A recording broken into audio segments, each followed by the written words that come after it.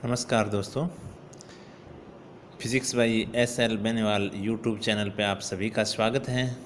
आज हम करेंगे electrostatics energy of A uniformly charge sphere, यानी गोले को समावेशित करने के लिए आवश्यक ऊर्जा का जो मान होता है वो कितना होता है।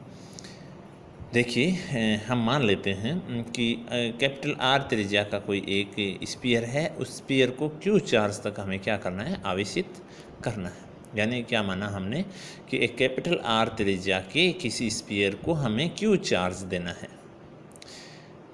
अब क्या होता है, जब आप किसी भी सिस्टम को चार्ज देते हैं तो आपने जो चार्ज दे दिया, प्रारंभ आप जीरो से करेंगे, जीरो से आप आगे बढ़ते जाएंगे। जैसे ही आप आगे बढ़ेंगे तो पूर्व दिए गए इलेक्ट्रिक चार्ज के कारण उस पर इलेक्ट्रिक फील्ड जनरेट करेगा। अब आगे जब आप चार्ज देंगे तो उस इलेक्ट्रिक फील्ड के अगेंस्ट आपको क्या करना पड़ेगा, वर्क करना पड़ेगा, कार्य करना पड़ेगा।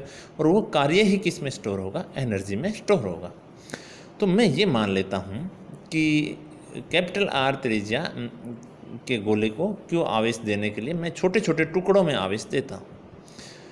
तो ऐसे आवेश देते देते मेरे पास क्या हुआ, एक छोटा सा गोलीय कोश का निर्माण, छोटे से गोलीय कोश के ऊपर विचार करते हैं जिसकी रेडियस क्या है, आर है। छोटे से गोलीय कोश पे क्या करते हैं, विचार करते हैं, गोलीय कोश पे विचार करते हैं जिसकी त्रिज्या क्या है, आर है। अब देखिए ये डायग्राम बोले, देखिए मैंने यहाँ से चार्ज देना प्रारंभ किया, यानी यहाँ से क्यू डैश आया, यहाँ से Q2 मान लें, यहाँ पे Q3 मान लें। ऐसे करते करते यहाँ पे ये इस कोश का निर्माण हो गया, इस कोश का निर्माण हो गया। अब इस कोश का निर्माण जब हुआ, आपने यहाँ से कोश बनाने शुरू किए इस प्रकार से, ये माने हैं, इमेजिन किए है आपने, ये चीज़ किया है आपने। अब ये इसकी रेडियस कितनी है, आर है, और इसको आपने कितना आवेश दे चुके हैं, आप क्यू आवेश दे चुके हैं। यानी 4/3 पाई आर क्यू वॉल्यूम में जो टोटल चार्ज है वो कितना है, क्यू है। अब आप इसके ऊपर जब अगली लेयर बढ़ाएंगे तो उसकी radius r plus d r आएगी। यानी इसकी जो रेडियस होगी वो आर प्लस डी आर, या फिर ये जो आपका खोल का जो निर्माण हुआ है उस खोल की मोटाई है वो क्या है, डी आर है। इसकी मोटाई कितनी है, डी आर है। और इसको जो चार्ज दिया है वो कितना दिया है, डी क्यू चार्ज दिया है। अब इसका जो वॉल्यूम होगा वो वॉल्यूम किस प्रकार से कैलकुलेट करेंगे, इसके दो तरीके हैं। आप वॉल्यूम डायरेक्टली कैसे कैलकुलेट कर सकते हो इसका, कि इसका सरफेस है जो छोटे वाला गोलीय कोश है आपका, उसका सरफेस है वो 4πr² है। और जब सरफेस को आप मोटाई से अगर मल्टीप्लाई कर दें तो उसका क्या आ जाता है, वॉल्यूम आ जाता है। तो ये dV, यानी इसका वॉल्यूम ही है। परंतु टोटल का जो वॉल्यूम है वो तो आपको पता है 4/3πr³ है। और ये जो अंदर का गोलीय कोश है उसका वॉल्यूम है आपके पास 4/3πr³। यहाँ पे क्लियर ये चीज़ें। एक और तरीका है वॉल्यूम ज्ञात करने का, ये देखिए, अंदर जो बाहर वाला गोलीय कोश है उससे अंदर वाला गोलीय कोश आप घटा देंगे तो बाहर वाले की radius r plus d r, तो 4/3πr प्लस डी आर की क्यूब माइनस 4/3πr³ आप लगाएंगे नेगेटिव, यानी ये वाला घटा दिया आपने, तो इसके बीच का बचा वॉल्यूम आ जाए। अब देखिए क्या हुआ, यहाँ से मैंने आर को बाहर लेके गया तो r³ बाहर आएगा आपका 1 + dr/r r³ माइनस 4/3πr³ आ जाएगा। यहाँ से आप जानते हैं 1 + x की पावर अगर n हो तो बाइनोमियल थ्योरम ये कहती है 1 + nx + n-1 फैक्टोरियल 2 और x² इस प्रकार से ऑन चलती रहती है। तो यहाँ पे dr आपकी r के रिस्पेक्ट में बहुत छोटा है। अगर बहुत छोटा है तो इसको आप उच्च घातों को क्या कर लेंगे, नेग्लिजिबल मान लेंगे। तो डायरेक्टली अप्रोक्सीमेशन क्या होता है, 1 + x की पावर n का 1 + nx के बराबर होता है। तो n यहाँ मल्टीप्लाई कर गया ये, इससे ये अगर आप नेगेटिव करेंगे या घटाएंगे तो आपके पास क्या बचेगा, फाइनली आपके पास 4πr² dr ही बचेगा, जो आपने डायरेक्ट भी कैलकुलेट कर लिया। ये तो कोई ज़्यादा समस्या की बात नहीं। अब देखिए यहाँ कैसे कैलकुलेट करेंगे। जब आपने अंदर का गोलीय कोश बनाया उसको आपने क्यू आवेश दिया तो इसकी सतह के ऊपर जो पोटेंशियल का मान था वो V = kq/ क्या था, r। क्या आएगा, kq/r। साधारण सूत्र है, r इसकी रेडियस है। किसी भी गोले के कारण जो पोटेंशियल का मान होता है वो kq/r होता है। q क्या है, स्मॉल q क्या है, इस गोले में उपस्थित आवेश है।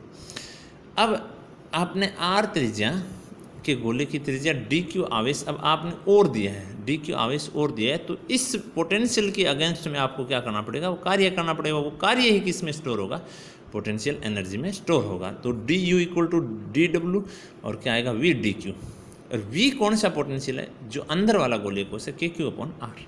तो डी डब्ल्यू आया K Q upon R D Q. V की वैल्यू आपने यहाँ से पुट कर दी। यह साधारण सूत्र भी है, कोई दिक्कत नहीं है, यहाँ पे आपको कोई दिक्कत नहीं होनी। अब क्यू की कैलकुलेशन और डी क्यू की कैलकुलेशन कैसे करें, क्योंकि क्यू भी चेंज हो रहा है, क्योंकि ये तो लगातार बढ़ रहा है। जीरो से आपने शुरू करते करते कहाँ तक पहुँचना है, क्यू को कहाँ तक पहुँचाना है, जीरो से शुरू करते करते टोटल क्या देना है, कैपिटल क्यू देना है। इधर रेडियस भी जीरो से शुरू करते हुए आर। क्लियर। अब देखिए आप इंटीग्रेशन में क्यू भी चेंज हो रहा है, आर भी चेंज हो रहा है, दोनों चीज़ें चेंज हो रही है, तो आप इंटीग्रेशन नहीं कर सकते, आप एक के पदों में लेके आना पड़ेगा।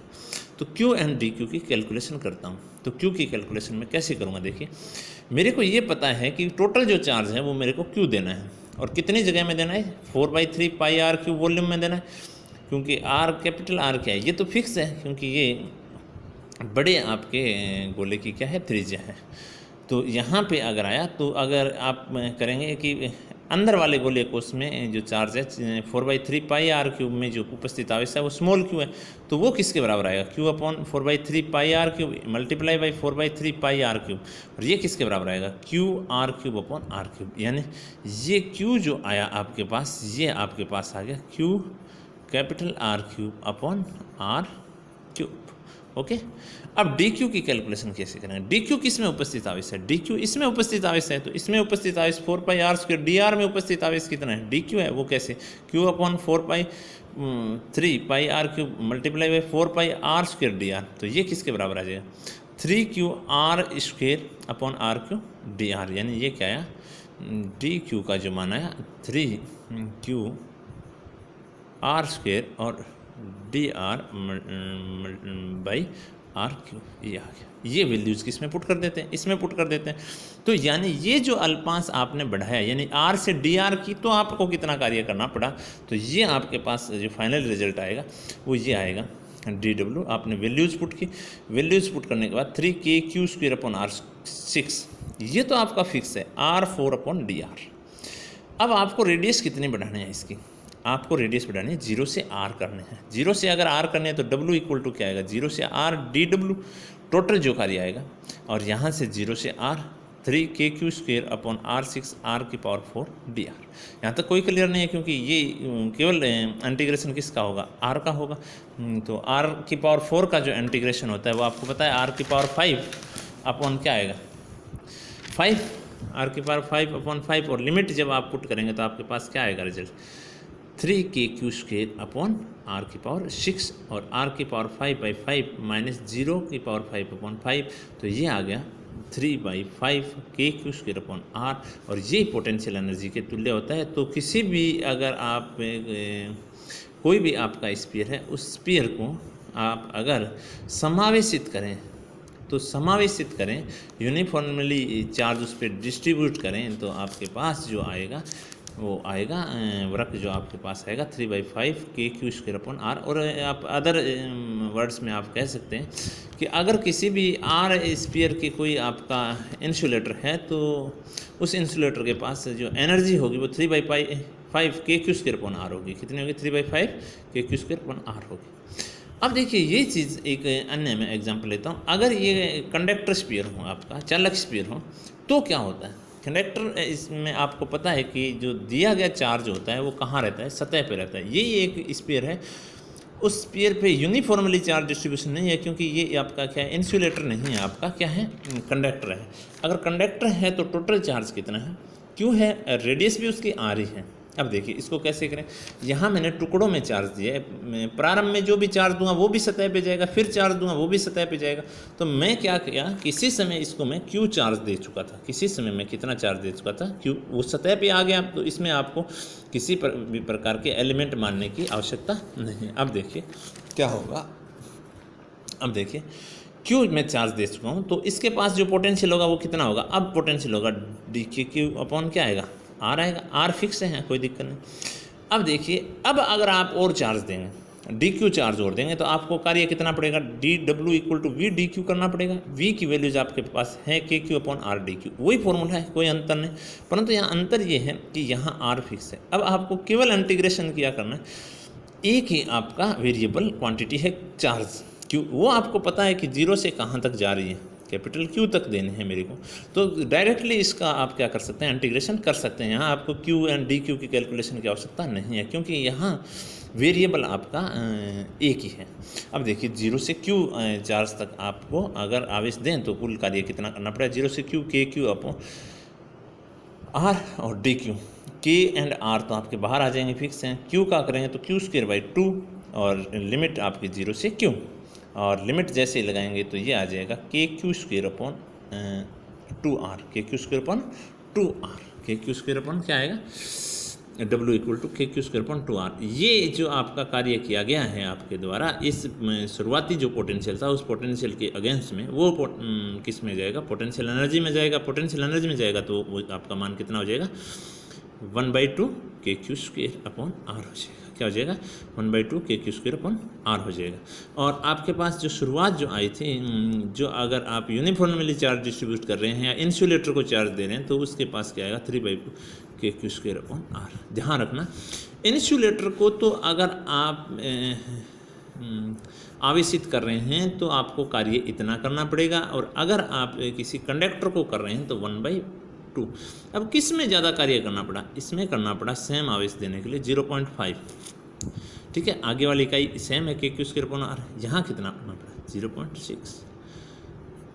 तो किसको आपको ज़्यादा कार्य करना पड़ेगा, इंसुलेटर को सेम आवेश और सेम रेडियस में देने के लिए आपको ज़्यादा वर्क की आवश्यकता होगी, और एनर्जी भी स्टोर क्या होगी, ज़्यादा होगी। Thank you very much.